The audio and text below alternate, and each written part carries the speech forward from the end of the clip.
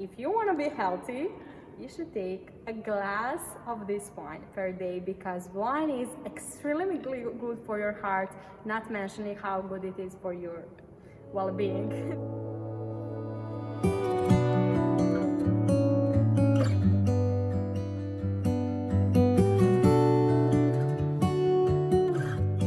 Out of Koplik, we made it to the border and we crossed over from Albania into Montenegro, which was quite an experience, and we'll tell you all about that on our next podcast. But we finally made it and we are in Podgorica, Montenegro.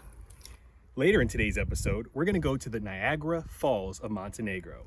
Plus, we're going to show you Podgorica's major landmarks, and we're going to dive into the unique history of this resilient city. And we're going to try to schedule a wine tasting at a Yugoslav-era aircraft hangar. But first, let's take you way back.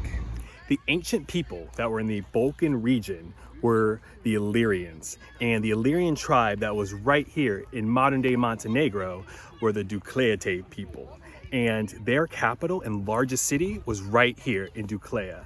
And like most areas in this Illyrian Balkan area, they're at one point under the Roman rule. For these people, they were under rule of Emperor Claudius from 41 to 54 AD. And a lot of things are Romanized here as well. And it's pretty cool though, because we're in a 2,000-year-old city that once had 8,000 to 10,000 inhabitants and was known for being major cheese producers for the entire Roman Empire. Yeah, so this is definitely interesting, different than the other ruins that we've been to so far. It feels like there's just no respect for the ruins. Like, I feel like there's a bunch of kids everywhere using it as a playground. Yeah, I mean, it's not like a park where you would just be out and burning off some energy. There's also a second part of this that we went to at first, and there people are just like hanging out, and like there's like beer bottles and like glass everywhere.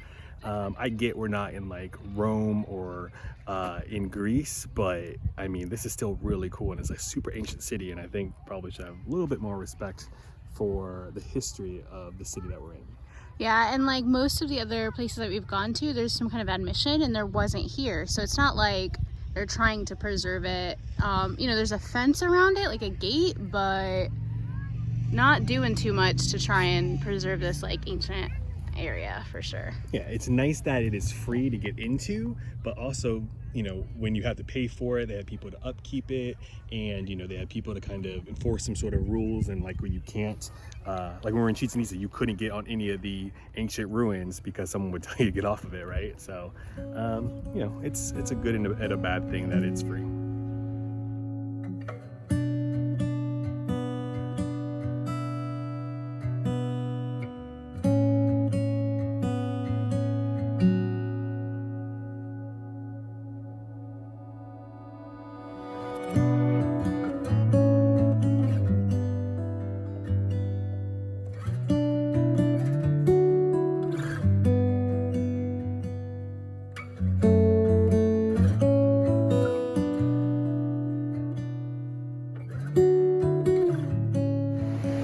Doclea has a Roman connection, but it's not the only part of the city that does.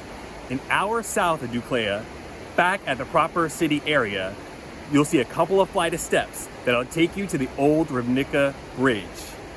This bridge was built when Montenegro was under the Roman rule.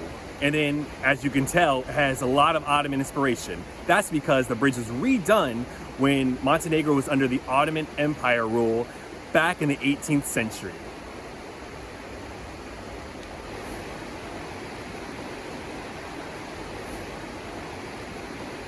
Every major city has a man on a horse. In Podgorica, it's Nicola, who was prince from 1860 to 1910, then became Montenegro's first and only king, where he served as king until Montenegro was taken over by Austria-Hungary. He introduced Montenegro's first constitution and its freedom of press. He was even responsible for laying the original rules for cultivating grapes, thus responsible for Montenegro's beginning of winemaking. Nicola remained king until the Balkan campaign of World War I, which happened between 1914 and 1918. During that time, Podgorica was the largest city in the Kingdom of Montenegro. And during this time also, Podgorica was bombed 3 or 4 times. And at the end of this, the city, along with the rest of the country, was occupied by Austria-Hungary. In 1918, Montenegro was liberated. It became part of the Kingdom of Serbia. And then later on, it became part of Yugoslavia.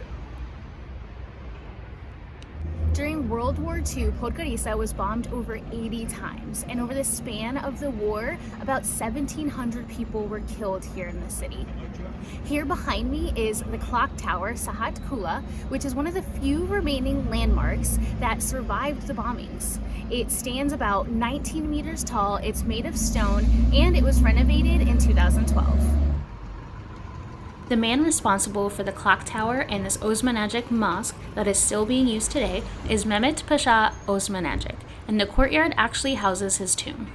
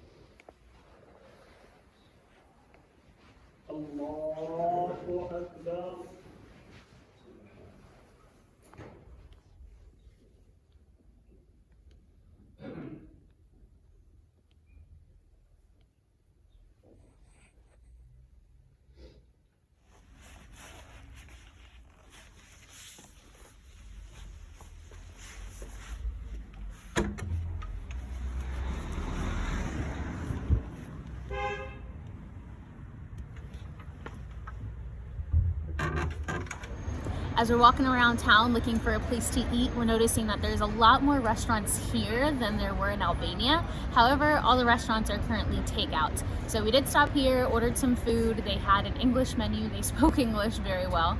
So that was nice. And we got some coffee with some Baileys, and we're drinking our coffee as we wait outside the restaurant in this little busy center area. There's even a Ferris wheel.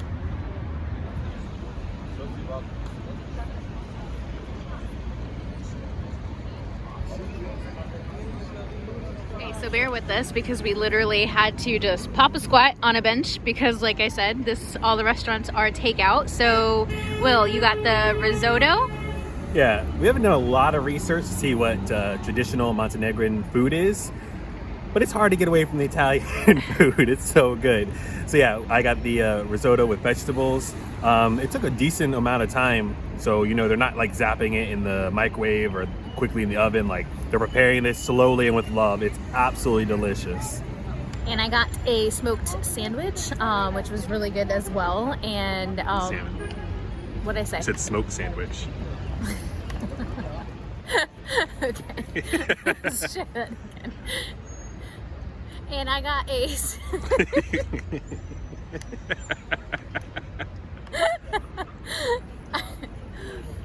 and I got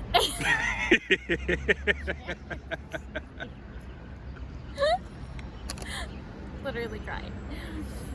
Okay. And I got the smoked salmon sandwich, which was absolutely delicious, and all of this plus the coffee was $15. And again, like a meal back home would be $15 for just one of our dishes, but it was delicious, and they gave us a side of bread.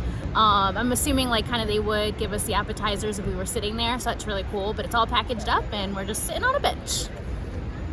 The leader of post-World War II Yugoslavia for 35 years was Josip Tito Broz. This city was named Titograd from 1946 to 1992. The letters of the airport are still TGD, short for Titograd. As Yugoslavia began to break up, Titograd became Podgorica, meaning area below a small hill. Unfortunately, World War II was not the only time Podgorica was under attack. They also were the victims of airstrikes in 1999 from NATO. During that time, there was a lot of damage to the building that we're going to go see today, which was a Yugoslavian aircraft hangar, which means a building big enough to hold many, many airplanes. The strikes were so bad in 1999 that from that point until 2005, this structure was left abandoned. Then Plantaja, one of the big wine makers, wine producers in this area, Podgorica, took it over and made it Šipčanik Winery, which we're visiting today. And it was about a 14-minute taxi from where we were staying in the city. Now Šipčanik is home to around 2 million liters of wine, which we're keeping here in around 500 different types of barrels, as you can see. And that capacity is possible because of those green fields which you can see in the middle, which of course represent our vineyard, which is the biggest vineyard in Europe in one complex, in one piece. 2,300 hectares in which we have 28 different grape varieties. Most of them are international, but we're mostly proud, of course, to present you our local ones, which are Vranac, Krstec, Kratošija, and Žižak. And during our degustation, we're going to talk about them a little bit more. Okay, so you can now sit, make yourself comfortable, and if you're ready, we can start with the first wine. Yeah. Right. So What's the proper way to do this? okay, if you want to do it properly, Yes. and that's how we do it Balance here. it in my hand. Okay, got it. Easy enough. Three-step degustation. First, we're going to check the color of the wine. Yes. Later, smell, and finally, taste of it. Cheers and enjoy Krstec. Cheers, thank you.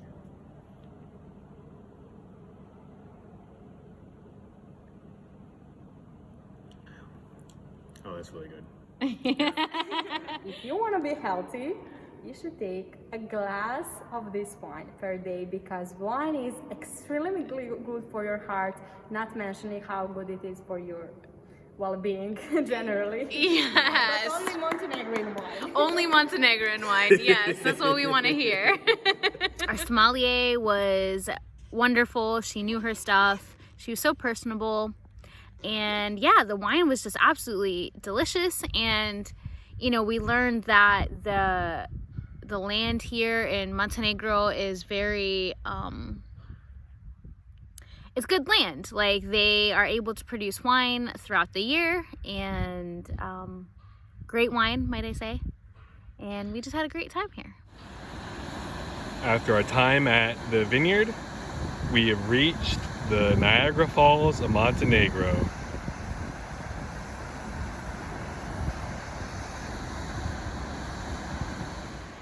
Podgorica has gone through a lot in its history. Much of the city has either been destroyed or severely damaged, but the city's on the rise. And one of the newer landmarks is the Millennium Bridge, which was opened on July 13th, 2005 on Montenegro's National Day.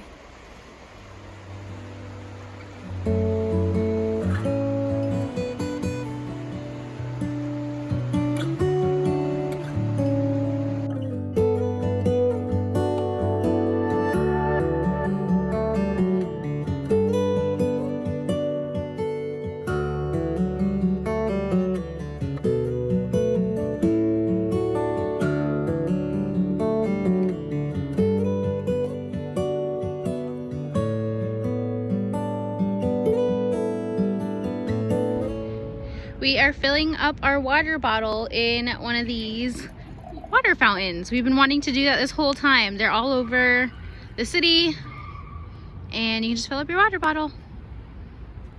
Kind of out of the way of the other attractions of the city is Gorica Park. There's an adult adventure park, and there's one more for children, and there's this really amazing monument, and in this whole area where you can kind of relax and it's not as noisy, but this place is absolutely beautiful. Now we're at the Gorica Adventure Park in Gorica Park. This one is for adults. Looks like there's some, not really swings, but you can go from one of them to the next. And then there's also some other obstacle courses all throughout this park area.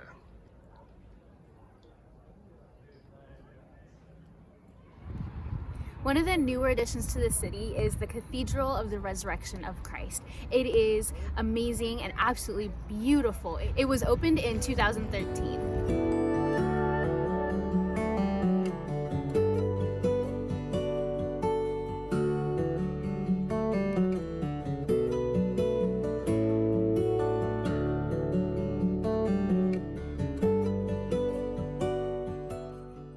I gotta say, Montenegro, and specifically Podgorica, is an excellent place to visit. They have beautiful rivers, similar to the Kur River that was under the Messy Bridge, amazing wineries, especially the one we went to, with an amazing sommelier, where we learned so much about wine, and has a lot of history. Some good, some bad. But I gotta say, that's what makes you appreciate these cities a lot more. And we appreciate you watching. This is Witty Travels. What could possibly be next?